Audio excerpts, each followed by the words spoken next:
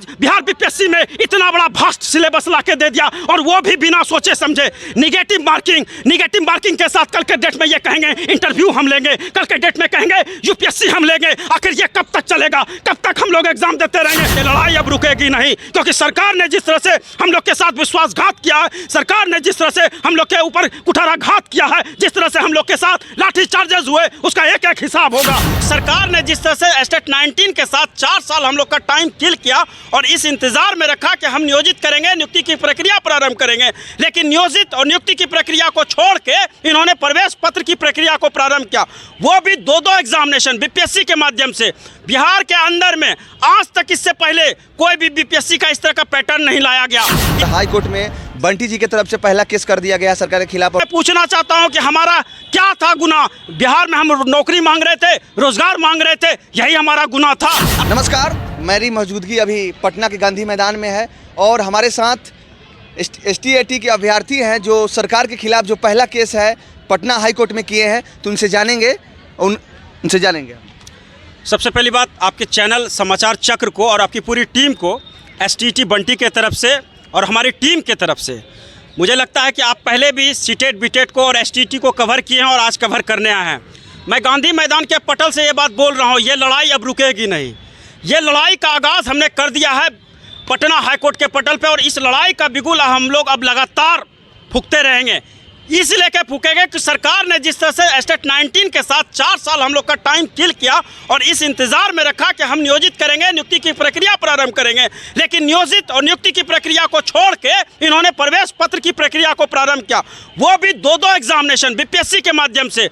बिहार के अंदर में आज तक इससे पहले कोई भी बीपीएससी का इस तरह का पैटर्न नहीं लाया गया। इस तरह का सीटेट बीटेट हो, एस्टेट हो, उसके साथ इतना बड़ा नाइंसाफी नहीं किया। लेकिन इस सरकार ने, मौजूदा सरकार ने जिस तरह से कुठाराघात किया है, विश्वासघात किया है, जिस तरह से हम लोग को छलने का काम किया, लगातार हम पटना की सड़कों पे संघर्ष करते थे, लगातार हम गांधी मैदान हो, गर्दनी बाग हो, सचिवालय घेरा हो या शिक्षा मंत्री का घेराव, हर मोड़ पे हम लोग के ऊपर में चार्जेस हुए, डाक बंगला पे हमारे ऊपर चार्जेस हुए, कई हमारे साथियों को सलाखों के पीछे धकेला गया। आखिर मैं पूछना चाहता हूं कि हमारा क्या था गुनाह? बिहार में हम नौकरी मांग रहे थे, रोजगार मांग रहे थे, यही हमारा गुनाह था। अगर रोजगार मांगना बिहार के अंदर में गुनाह है तो मैं पूछना चाहता हूं शिक्षा मंत्री से, मैं पूछना चाहता हूं माननीय नीतीश कुमार जी से, और मैं पूछना चाहता हूं तेजस्वी यादव जी से कि आपका जो मैनिफेस्टो था 10 लाख युवाओं को पहली कलम से हम नौकरी देंगे, 10 लाख और हम गांधी मैदान से, यही नीतीश कुमार जी की सरकार ने बोला था 20 लाख हम युवाओं को रोजगार प्लस नौकरी देंगे। कितनों लोगों को इन्होंने नौकरी दिया? आज एक भी अभ्यर्थी को इन्होंने अपने कलम में नौकरी नहीं दिया, तो आज हमको मजबूरन हाईकोर्ट की ओर मूव करना पड़ा। आज मैं पूछना चाहता हूं इसके आला अधिकारियों से, इसके कैबिनेट में बैठे हुए लोगों से, इसलिए कि मैं पूछ रहा हूं आपके चैनल के माध्यम से, और मैं रंजीत कुमार जी से भी पूछना चाहता हूं कि 26 का लेटर जो जारी हुआ था, उस 26 के लेटर में उस कमेटी के गठन में आप ही थे। 12 मार्च के रिजल्ट का जब आपने काउंटडाउन शुरू किया था, जिस रिजल्ट में बोला गया था, शिक्षा मंत्री तत्कालीन उस समय विजय कुमार चौधरी, आनंद किशोर बीसीबी के अध्यक्ष, उस समय बोला गया था सबकी नौकरी पक्की, वो आश्वासन कहां चला गया? और वो रंजीत कुमार ही थे जो 21 जून का रिजल्ट जो 2 खेमों में बांटा, हमारे 20 साथियों के साथ हम लोग को अलग कर दिया गया, और आज भी इन्होंने बांटने की प्रक्रिया शुरू कर दी है। नियोजित शिक्षकों के साथ हम सारे शिक्षक अभ्यर्थियों को तो एस्टेट हो, बीटेट हो, सीटेट हो, चाहे नियोजित वाले हो, सबको लड़ाने का काम किया। आखिर 7वां चरण अभ्यर्थियों के साथ इनकी क्या दुश्मनी रही? मैं पूछना चाहता हूं आपके चैनल के माध्यम से, ये लड़ाई अब रुकेगी नहीं। इस लड़ाई का आगाज हमने शुरू किया है, इसको अंतिम पायदान तक मैं पहुंचा के रहूंगा।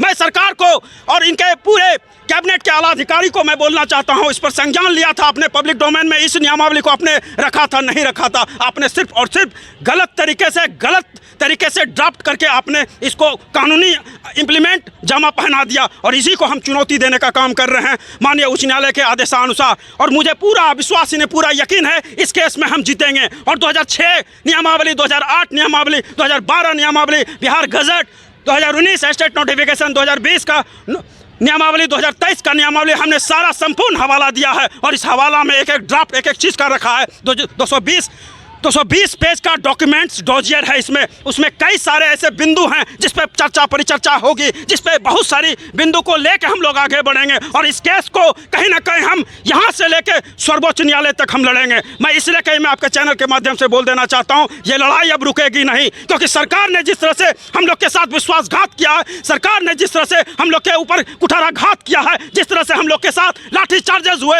उसका एक एक हिसाब होगा। सचिवालय में जिस तरह से घेराव करने के क्रम में मेरे ऊपर में चार्जेस हुए, मैं जिंदगी और मौत से जूझ रहा था, उस दिन मेरी मौत होते होते बची। यही विजय कुमार चौधरी थे, अपने शिक्षा विभाग के ट्विटर हैंडल पर इन्होंने बोला था कि हम नियोजित करेंगे, नियुक्ति की प्रक्रिया को प्रारंभ करेंगे, लेकिन ये विजय कुमार चौधरी जी भी अपनी बात से मुकर गए। आज जब वित्त मंत्री रहे, लगातार इनका सदन चला 1 महीना 10 दिन, लेकिन सदन के पटल पे इन्होंने कभी नहीं बोला कि हम नियुक्ति और नियोजित नहीं करके हम कहीं ना कहीं हम प्रवेश पत्र देंगे। आज बिहार बीपीएससी में इतना बड़ा भास्ट सिलेबस ला के दे दिया, और वो भी बिना सोचे समझे। निगेटिव मार्किंग के साथ कल के डेट में ये कहेंगे इंटरव्यू हम लेंगे, कल के डेट में कहेंगे यूपीएससी हम लेंगे। आखिर ये कब तक चलेगा? कब तक हम लोग एग्जाम देते रहेंगे? और जो हमारे साथी बाउंड्री लाइन एज को पार कर गए हैं वो क्या करेंगे? इस लड़ाई को हम लोग रोकने वाले नहीं हैं साथियों।